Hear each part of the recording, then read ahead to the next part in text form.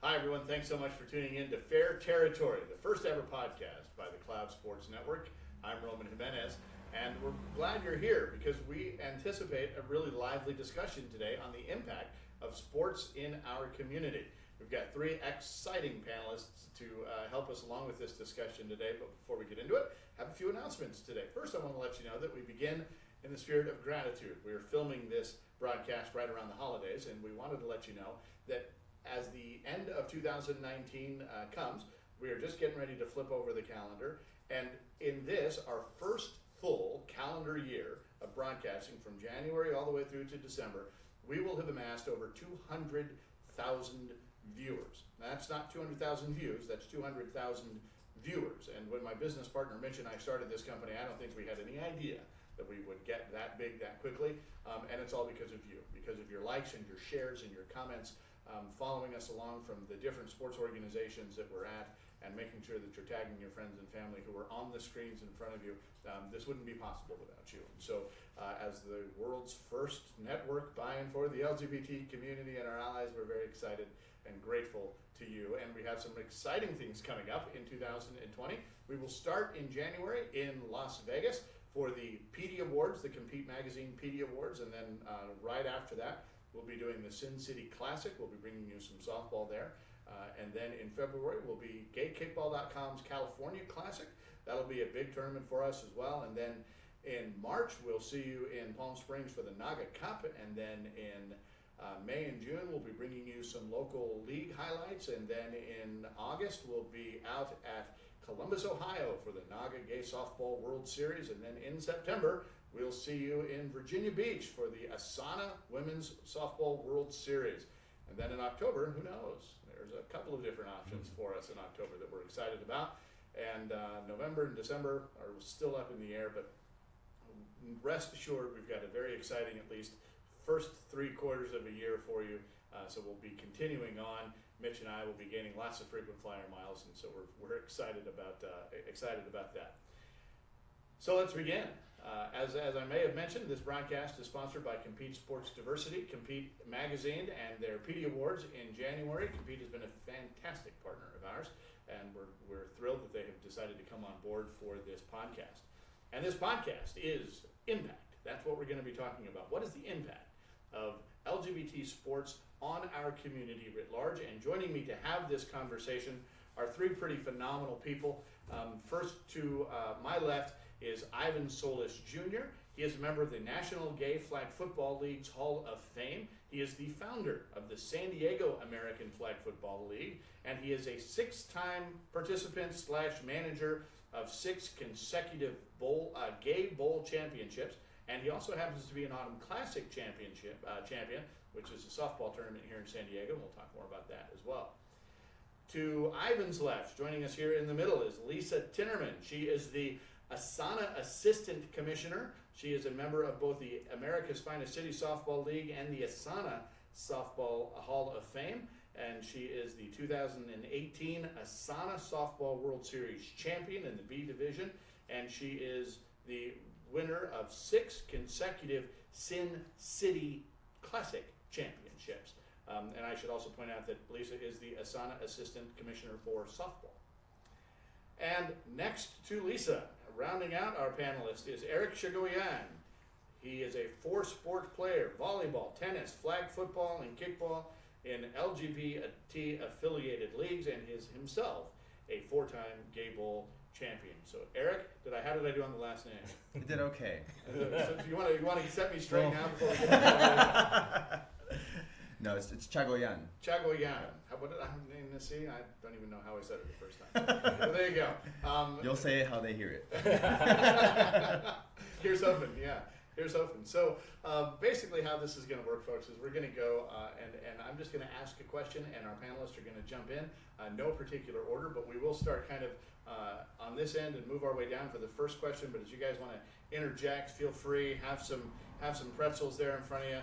Knock yourself out. And our first question is going to be, what's your story?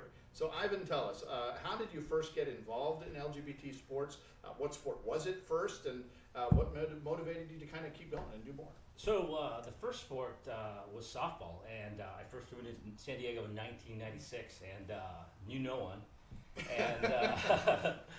And actually, I met some people out at a bar, and they said, "Hey, do you want to come play?" You were in a bar. Yeah.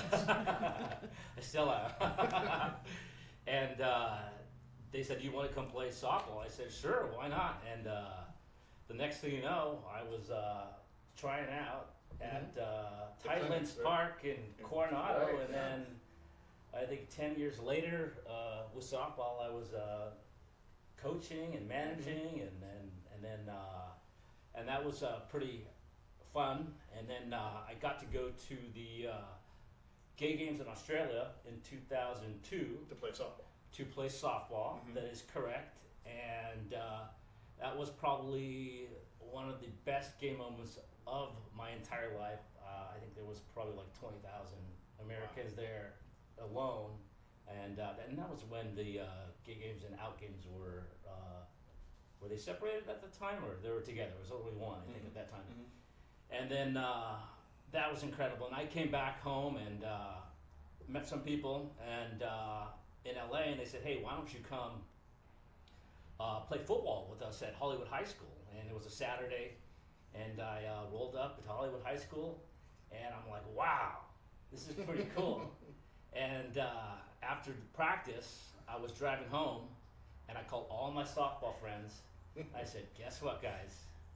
We're starting the football league in San Diego." And that was in 2002. And for 2 years, we did not even have a league. And we actually went to 2 Gables. The first one was in San Francisco, and then in Boston. And then we started a league in 2004, which is the San Diego American Flag Football League, in 2004. So let's just go through some of the names, because some of the people who are watching this will remember some of these names, particularly those who were active in the football league. They were who were some of the folks that you called back then? Vinny and Michael and Vinny, Ron, Adeo, Michael Jasmine. Unfortunately, he's not with us anymore. But I just literally went through my roster of, I'm like, "Can you play football? Can you play football? Can you play football?" Even if you can't, do you want to? Yeah, and it just started. I mean, we were literally in the park, just trying to make it work, and throwing the football around. And then we actually ended up putting ads in the rags, and then we would have people show up, and then people showed up, and they're like, "Oh, these guys are not good," and then we got better. As you'll see later.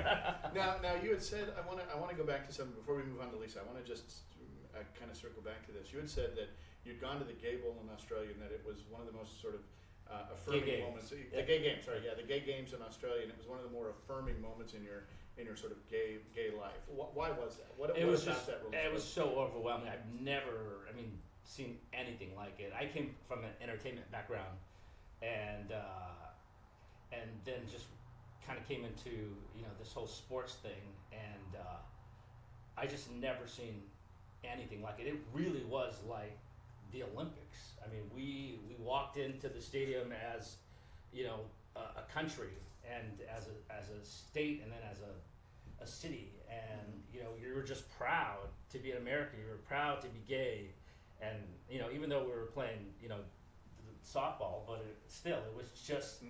I mean, we lost, but it's still. But it was just the entire experience was just absolutely incredible. And actually, I ended up going to Chicago. I think it was in 2006, and actually, they only have flag football in America, and actually, we won the gold medal in football in Chicago. The Gay Games. All right, so Lisa, you're up. Lisa, again, is the ASANA Assistant Commissioner for Softball. So how did you first get involved in LGBT sports? So similarly, I saw an ad in the paper. So they do work.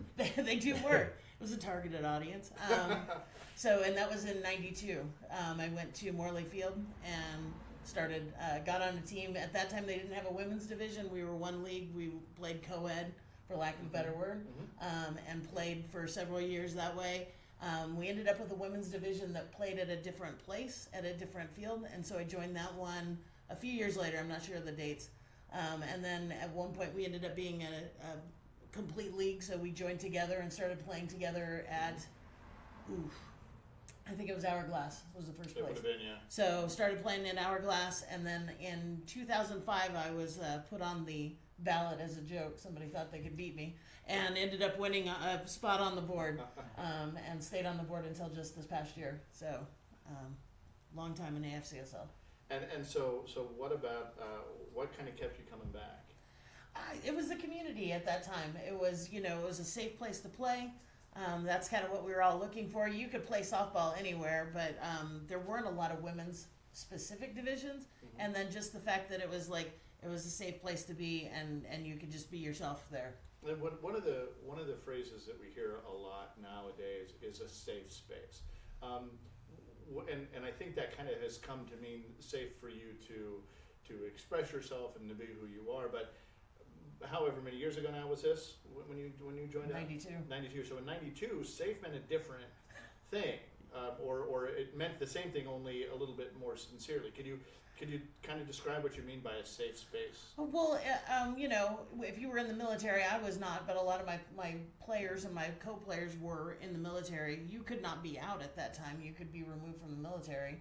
And also being able to get fields, and that knowing that we were a gay organization was not always the easiest thing to do. We couldn't just go to any field we wanted and play.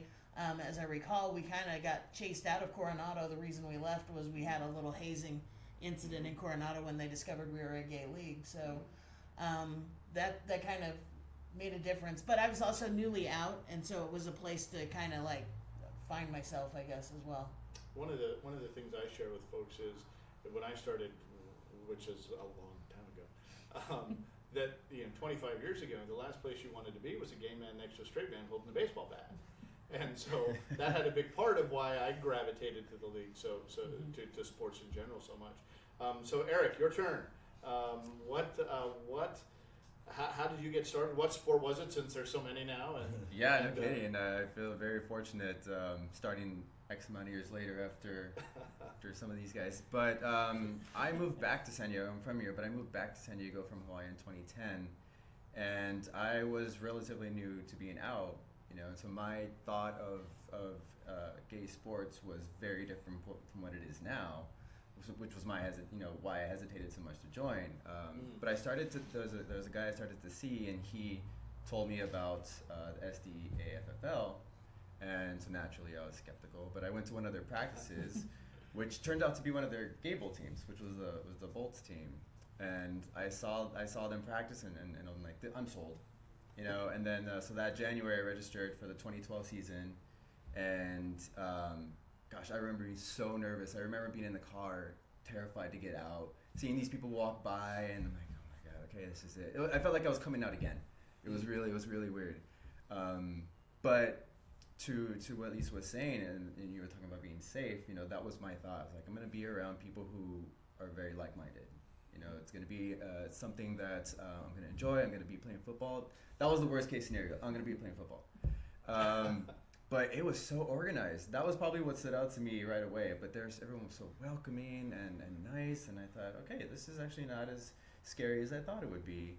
And I probably made more friends in that 6 months than I ever did in my entire life. And that's what really kept me coming back.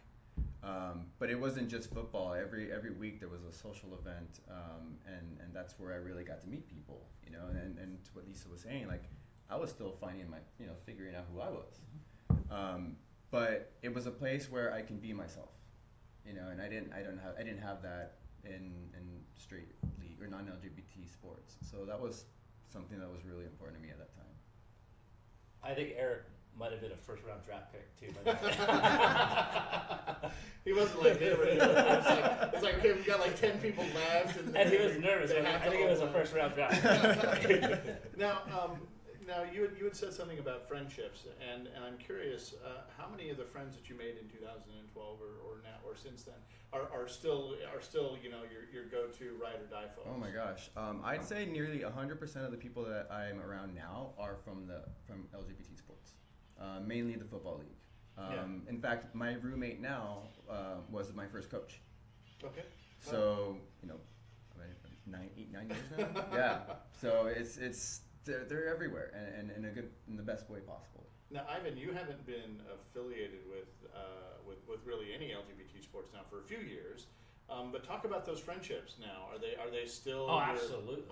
Yeah, I mean those are long time friendships. I mean it's just throughout the years, even since 2002.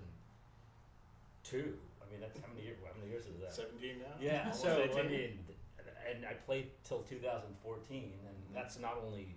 And before that was softball in probably 98. Mm-hmm. So I mean that's a long time. So yeah, I mean it's easy to walk down the street and see, hey, you're on my team. I was walking to with my husband and a couple of our friends last night, and we were going to the theater, and ran across a kid who I used to coach on one, and I'm like, oh hey, and they're like, how do you know him? He's in our neighborhood. He was, from sports, from softball.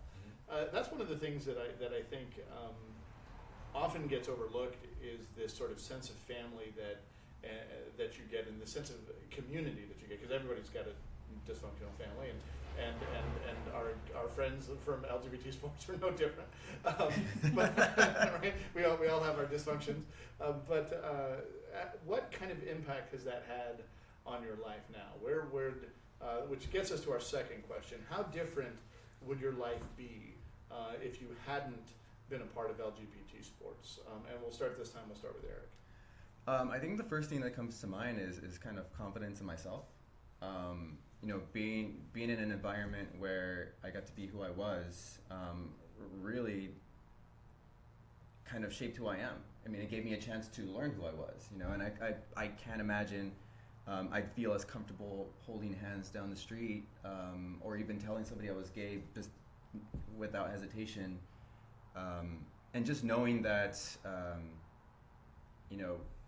it doesn't matter if I play in a LGBT or non-LGBT sport now. I'm just there to play.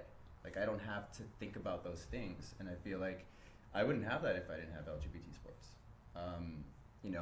My best relationships are from LGBT sports, and I mean, even the guy I'm dating right now, I met through LGBT sports. So. Which one specifically? No shameless plugs. This one was VGL. This is how I met him. Yeah, no. Sorry, volleyball. Volleyball. They just started volleyball, right. beach volleyball. I think they've done a couple seasons now, but So my best relationships are from there. So I can't imagine I would have had nearly half of them now. And Lisa, how about you? How would your life look if you weren't Lisa, the softball lady? Well, I mean, very different. Like again, with the dysfunctional families, it's like I didn't have a lot of support when I was growing up of being involved in sports. So my sports life started at AFCSL, and it's grown to other leagues, non-LGBT as well. But again, that confidence and that really learning the game and learning how to be an athlete came from playing LGBT sports. And Ivan? Yeah, for me, I'm in the real estate industry, and I've been with the same job and the same people for, I want to say 23 years since I've been in San Diego. But with that, I guess I'd be with the real estate crowd. It wasn't, with the sports people. But I've only had actually one job here. Was that real estate job, and I also worked for the San Diego Padres. Oh, that's right. Pod Squad. Yeah, ambassador of Goodwill and Right. Pod Squad. So so let's say there is, you had said it a little bit ago that the friendships that you have now today from softball and football all those years ago are still in your life now. How different would your life look without them? it would look completely different. I mean, it's hard to say, but like I said, the real estate thing, I mean, I would have. That would have been. Yeah, that would have been probably. Yeah.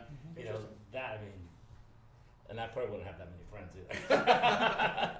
No, I have to tease Ivan because we do go way back, and it's not teasing; it's just bragging about. You had said early on in the discussion that you'd kind of come from the entertainment industry. I don't know that a lot of people know that your email address used to be ex Blue Ranger. Do you want to? A lot of people, yeah. I don't share that one. I think I kind of keep that a secret until someone. Yeah. So actually, I played Billy the Blue Ranger on the Mighty Morphin Power Ranger tour from '94 to '96, and I was the original cast of the Power Rangers. So yeah, there you go. We have a celebrity. My nephew will be jealous that I didn't get your own. He's like, it's Morphin time. Next question then, because so far the discussions led to this question now, is why are LGBT sports important in our community? We've all talked about the impacts that they sort of had in our lives, but when we talk about our community writ large, why are they important today? So years ago we talked about how it was a safe space. Why are they important today? Why are they relevant today? Lisa, do you want to take that one, or should we start with? We're going to start with you now. I guess I'm doing it. I think that it's a place to ever evolve. So it's not just at the time back in the day it was a safe place. I think now it's evolving into changing my view. So I work in scientific world. And so I work with younger people, but I don't get exposed to as many things as I would like. So I find that I'm constantly learning, and it's constantly changing my view of what it is to be gay, what it is to be a lesbian, what it is to be a human nowadays, just through sports and just through being involved in LGBT. But we have come a very, very long way. I mean, like when Erik said that he was so nervous, and I think it's completely different now. In such a short time. Yeah, right? it's such a short time. Absolutely. Yeah, we used to have for those of you who are watching who may not know, leagues used to have to dance around issues of sexual orientation and gender identity as it related to our players. That's why a lot of leagues today are nonprofit organizations like America's Finest City Softball League. Years ago, it used to be called the Gay Softball League or whatever the heck it was, but that changed because we weren't safe that way. We couldn't get fields. We had to hope that somebody we talked to at the city Parks and Rec department was either gay or didn't care and just wanted to rent the field, because when we called and said we're from the Gay Softball League, they were like. And that's part of the reason why when I started the football league, I named it the San Diego American Flag Football League. Logistically, just for that reason. Yeah. And when people would sign up to pay, a lot of times people wouldn't want to write checks because they didn't want to write a check to what was essentially the Gay Softball League, and so they would pay cash, people wouldn't use their real names. Because they didn't want, particularly those in the military, wouldn't want their names affiliated with anything that was LGBT, and so it's funny to think about how now that none of that matters, and so it can beg the question: are they as relevant today as they were? And so we'll toss this over to Erik now. Are they as relevant, or are they relevant in a different way? I mean, I feel like they serve a different purpose for sure. I think for me at that time I didn't know anybody. I was very new to the gay community. It was huge for me. It's much smaller now, but I think it's an opportunity now to learn more. When you say awareness, because when you say it's huge now, you mean the need for community was huge, and right. That's less so now because you have it, or exactly. So I feel like at the time, you hear people say it's such a small community, right? We've all heard that. Well, it's a small community because you've now been associated with a handful of people. Like you've learned what bar is this and what's all those things. But I would never say it was a small community because I can walk down the street and know somebody. That's usually how I see Ivan. Actually, it's the most random times that I see him. I was like, oh, hey, Ivan. But it reminds me of Cheers. It's like you can go somewhere where everybody knows your name, and I feel like now it's which is a good or a bad thing. Well, in this case, it's good. But I think now it serves a different purpose because we're in a world where we only stay in touch through technology. And I feel like when we don't have LGBT sports, or sports for that matter, but LGBT sports specifically, you know, we don't really get to know anybody. And I think for me, that's the role that it's playing in my life. Is like I want to build connections. Like that's what's important to me. But I also feel that I'm not the most social person. So if I didn't have that, I wouldn't really see a lot of people. But anyway, I don't know if that answered your question. Yeah, no, it does. Somewhere it in does. there. It's you know it has always been sort of twofold, right? One was to create a place where people could just go safely. The second part, physically safety. The second part was a way to introduce yourself to a community group in an environment that you either had something in common or that you were going to learn how to have something in common. And in that way, it would be different than just meeting somebody at the bar or meeting somebody on an app because they have a cute face or whatever you think is cute. And is that where the relevance is now? Is that you get to meet like-minded folks? Absolutely, and all different levels of competition too. I mean, because there are some outstanding LGBT athletes, outstanding, and Erik is one of them. But it's just the talent out there, whatever sport it is. I mean, even golf. I mean, I go play golf. I have no idea you play golf, and like, whoa! I'm embarrassed to play with you.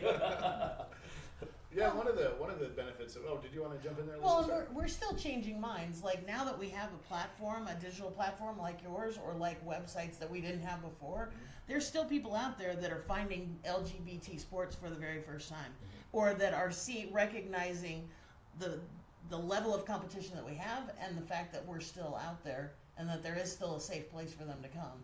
We still reach a new community every day. And that's so important what you say, because sometimes I can get a little bit in my own bubble, right? And I live in a major metropolitan area. It is, and we were talking about this sort of pre-gaming before we came on the air. That I live in a very gay-friendly city. We've had a gay mayor. We've had 2 gay mayors. We've had a member of the gay community has been on the San Diego City Council now, in the forms of various people for, I'm going to say, close to 20 years or maybe more than that now. I apologize to Chris and to Tony that I don't know that number right off the top of my head. But it's been a long time, and not every city can say that. Very few cities can say that. So when we talk about that, I wonder if the role of LGBT sports may be different community to community. So is that the case in a city like Memphis? Is that the case in a city like Tulsa or in some cities that are maybe a little more deeper red when it comes to social conservatism? I think it is. I think with ASANA we have had lately we've had a discussion about, do we support financially states that are red or, more conservative? And I think that just like it was, in 92, anytime that you put yourself out there and people can see you, you're making inroads somewhere. So I think it may be more important than ever that we still go to these places that maybe they're not as welcoming, but we're affecting somebody's life. I'm reminded of the quote from Harvey Milk, come out, because it's harder for them to hate you if they know you. Anybody else on that? Sorry, one of the things that stood out to me was, I lived in Hawaii for 3 years, and there wasn't an LGBT league. I played in a straight league, and I remember feeling like I still had to pretend, But one thing that stood out to me was once I moved here, Hawaii followed soon. It took some time, but I remember when they weren't participants at the Gay Bowl tournament. But the reason they got one was because it was talked about, right? Experiences were shared. The Navy probably gets a little bit of credit of this because there was a lot of people here in San Diego that would move to Hawaii or wherever. And what are you saying about the Navy?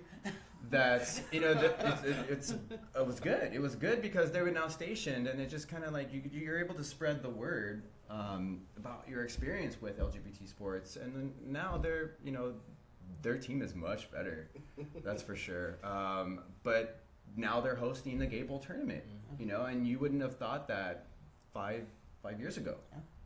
So I just feel like because we talk about it, because we have outlets like this, it's going to eventually waterfall into some of those other cities across the nation. Maybe not at the same pace, but it won't happen unless this happens. Well, the NGFFL was mostly men, and now we have a whole women's two division, different divisions, a women's division now, and that started about 5 years ago. Yeah, I remember. say. Oh gosh, when was it? And it was actually co-ed, and then they just decided to break off, and San Diego actually has their own women's team, and they actually came in second. They're very good. 3 years in a row. They can't be Denver, but Thin air. Right, the ball travels farther. We need a humidor.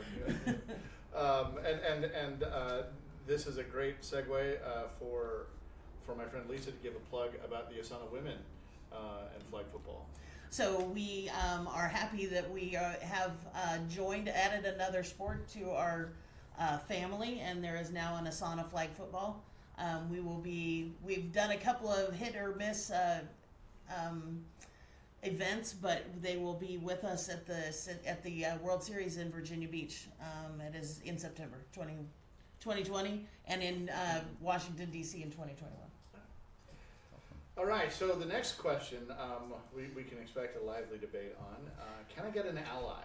So in this question, in every league buy-in for the LGBT community, there are allies. Often these folks, we'll call them allies because they're non-LGBT folks. Often they're the friends and family of existing members who are in the league, right? Their sons, cousins, brothers-in-laws, fathers in some cases. And so they come into the league that way, and then they stay. And others will just stumble across the league organically through a Google search for, flag football in my city or Sunday softball leagues, right?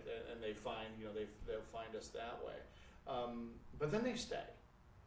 And, after they figure out what's going on, and they stay. So this question is, we've all played with ally athletes. Talk about their role in these leagues, and what do they bring to these leagues? And I'll start with Ivan on this one. Well, I believe it. I mean, obviously, to be all inclusive, and I think every league or sport has their own rules on this. But and I know he just texted me yeah, I don't know, it's a PDF, so I can't I'm a launch but I know with our league, it's a little lenient on how many straight and gays can be on the team. With the NGFFL, there is a percentage. I don't know what it is for other sports, but and we don't want to put you in a position of having to speak for the league because you've been out now for a while. But on your team, on your teams, what role have they played? I think it's great. There are people that come out to practice or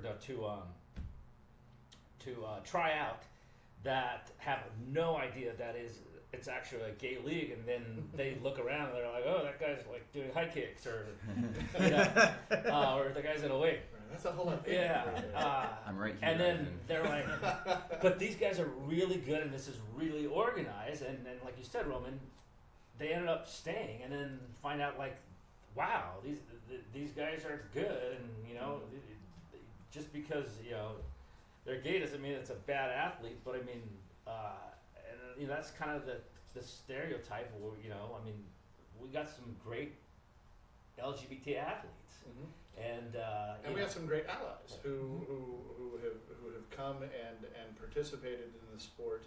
I have a player who's played on my softball team for 20 years now, who got his hair cut by a guy who was in the league, and that team needed players, so he came, and a couple of years later he wound up on my team and just keeps coming back.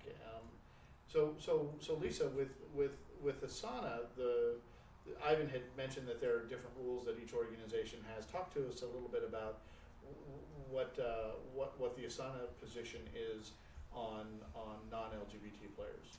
So we don't have numbers or anything like that. There's no cap. Actually, on March 8th of this year, we released we officially released our gender inclusion policy.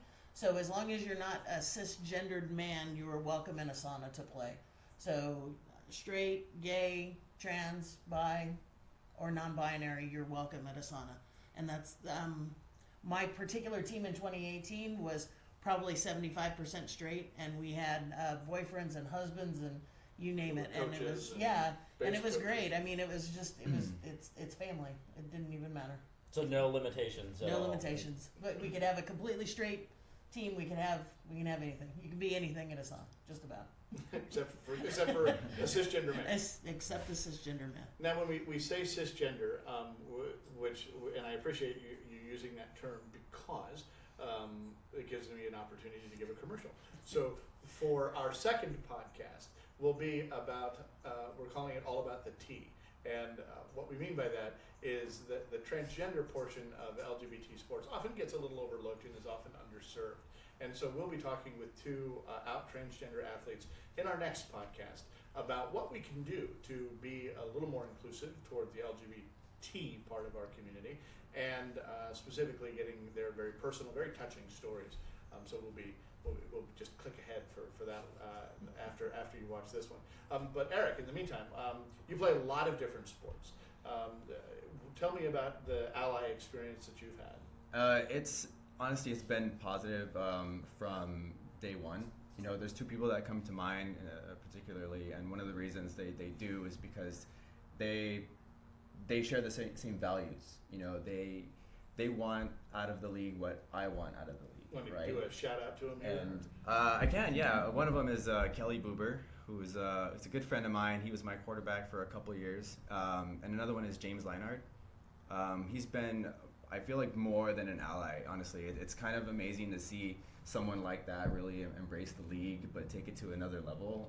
It really is. If you know James, he is incredible. Yeah, you Absolutely. know, and so they both, and others too, but they both played this role that kind of gives a lot of people in the league the impression that, okay, like, we're in this gay league, but those kinds of people are out there, right? Those kinds of people exist, like, but you're never going to meet them unless you know, kind of, you talk to them, right? And I feel like one of the things that I gained from them is experiences, right? I learned a lot from both of them, just like I do with all the others, but you know, I really feel they played this role that gives me a chance to expand my community, right? You know, I am obviously love the gay community, but there's so much more than just the gay community, and I feel like that's one thing that you know, strong allies bring to the table, you know. But yeah, so they've played a really great role, and I'm only lucky to be around people like that. And they also bring their friends too now, Mm-hmm. by the way. Yeah. Right. Yeah. And one of the things that I had so we have a funny story, and I'm going to share this a little bit because it's pretty fantastic. We have a player on our team currently. His name is Joseph, and he was a JV softball coach at one of the local high schools. And you know how it is when you're trying to practice, right? You're looking for any patch of green you can find, right? Always. And so we found this high school not very far away from where I live, just right over the hill. And we're like, hey, it's Sunday, no one's going to be there. We can practice. It's the week before the season starts. We got to get together. We got to get some reps in. So we all kind of just guerrilla jump. You know, we didn't even have to jump over the fence. It was open. So we go in there and we're hitting and we're fielding. We're doing all the stuff that you do on a practice. And I run a pretty tight ship, so my practices are about 90 minutes, and they're very organized and focused. And we're at about minute number 80, and this guy shows up. And he says, "Hey, how much?" To one of my players, he says, "Yeah, how much time do you have left?" And he goes, "Well, I think we only have like 2 more people to hit." And he says, "Well, you can't actually be here. This field is being we just reseeded it, and it's being renovated. There were signs. I don't know what happened to them, And he's like, well, the gate was open, and he's like, yeah, I'm not sure how that happened either. It's supposed to be locked up, but if you only have 2 more people to go, that's fine. Just know that we've shut this field down for a month or so, and it's no big deal. Just give it a month or so before you come back. So my player comes up and tells me that, and I'm like, oh, okay, well, we can be done now, and he goes, no, go ahead and finish. And then they started talking. And he's like, so where do you guys play? And so my player, who's gay, is now talking to this ostensibly straight guy, and he's using very vague terms, right? He's not saying, well, we're playing a gay league up in Poway. He's not saying, he's like, well, we play in Poway and Santee, and he's like, oh, what days you guys play? He's like, well, Sundays, and he's not because Joe's a big dude, and. So then Troy says, well, if you want to know more, you should talk to Roman. so eventually we trade phone numbers, and I've been in that experience before, and I find that I'm not going to tell you it's a league by and for the LGBT community until I'm safely at home telling you that from the safety of my couch. So I do. I go and I text him, and he's really interested. He wants to play. He coaches, but he never gets to play. And he really wants to play, and would it be okay if we gave him a shot? And I said, I need to let you know that it's I'm doing this because I'm texting. This is my text response, right? This is a universal sign for texting. It should be. So I'm texting him, and I'm like, well, just so you know, this is a league. It's a gay league primarily, and certainly we have straight people, but it's a gay league and primarily, and you should probably just know that before you decide that you want to play with us. And his response was. Immediately back. He's like, well, do I have to be gay? I'm like, well, no, you don't. And he's like, well, I don't care. He's like, can I still play? And he's played with us now. He's gone to every World Series we've gone to. He's gone to every out-of-town tournament we've gone to. Sometimes he even plays well. Yes, I'm digging at you, Joe. But so it does beg the question then. Is there a number of straight people on what is a team and a league vying for the LGBT community? Is there a number or a percentage that it becomes less inclusive for LGBT athletes, where it skews differently? And I don't know the answer to that. But I do know that that's a discussion, and as sure as we're talking about it here, that'll be what's in the comments if people have made it that far in the podcast. So where do you guys land on that? And we're recognizing that you're not speaking on behalf of your organization. Right. Lisa has the easiest answer here. It doesn't matter. Yeah. And I certainly don't speak for any one organization, but just sort of what is your guys' thoughts on it? I don't think that there should be a number assigned to it. I think one of the reasons there is strong opinions about it is because I think a lot of the gay community thinks that the straight group are the stronger players, and I think that they don't feel like they have a spot on the team when they're outnumbered by the better straight people. I think there's solutions to it. I do feel like there's divisions or there's level of competitiveness that can be, applied. But I do feel like that's one of the reasons that they aren't the happiest because, my play time is taken because the straight person there. But the truth is there's a gay person on that team that's also taking your time, right? Right. And that's one of the things about the regular season that I really love, especially is that, the goal of a coach or a captain is to give everyone an opportunity to play. It's a rec league at the end of the day. No one's getting paid. And in your not necessarily in the football experience, but in your tennis experience, certainly in your volleyball experience, an A player is an A player, whether they're a straight A player or a gay A player. They're still an A player, and their sexual orientation is irrelevant to that overall rating. But you're right. That is something that people will say is that there's they're a better athlete, and I have always found that offensive in a way because you show me a straight player that I can't strike out. Yeah. I'm show me. I want to see you. I want to see who they are.